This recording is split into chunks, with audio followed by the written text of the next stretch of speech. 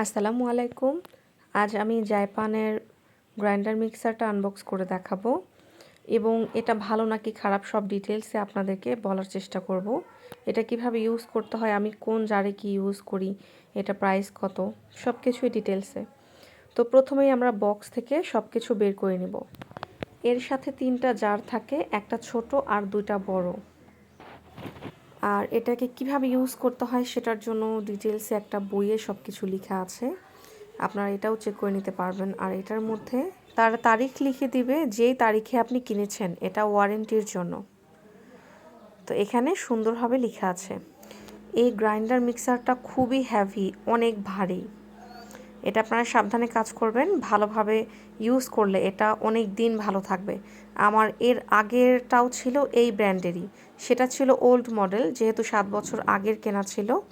আগেরটা 7 বছর ভালো ছিল, এরপর নষ্ট হয়ে গেছে। এর মাঝে সব থেকে ছোট সাইজের একটা জার দেয়া আছে, এটার মধ্যে মশলা গুঁড়া করি আমি, মানে শুকনো যে জিনিসগুলো আছে এই সব গুঁড়া করি, সেটা গরম মশলা হোক অথবা জিরা হোক, যে কোনো শুকনো উপকরণগুলো।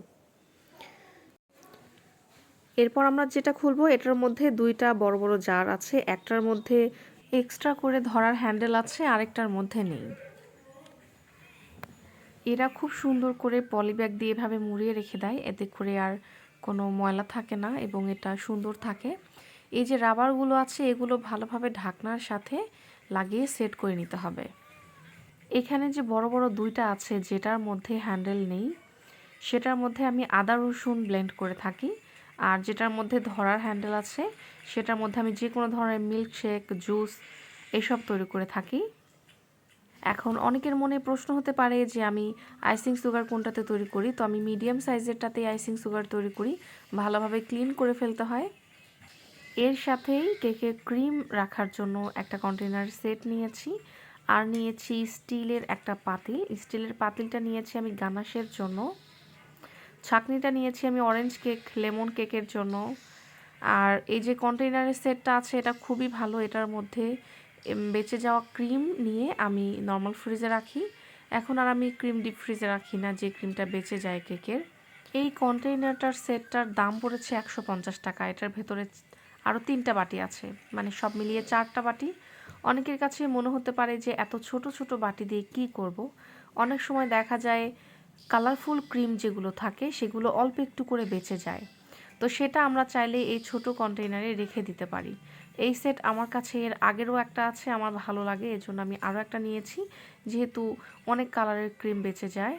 আর এই পাতিলটা অনেক ভালো, এটাতে দুধও জাল দেওয়া যাবে, চকলেট গানাশও বানা যাবে, নিজের ইচ্ছে মতো অন্য কাজও করা যাবে। তো আমি এটাকে মূলত নিয়েছি চকলেট গানাশের জন্য।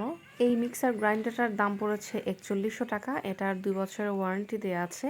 আর এটা যখন আপনারা ইউজ করবেন, একটানা অনেকটা সময় ধরে ইউজ করবেন না, থেমে থেমে করবেন। যেমন ধরুন 1 মিনিট হয়ে গেলে একটু থেমে নেবেন, আবার একটু পরে শুরু করবেন। এভাবে একটানা 3-4 মিনিট কাজ করলে ভেতরের কয়েল জ্বলে যায়।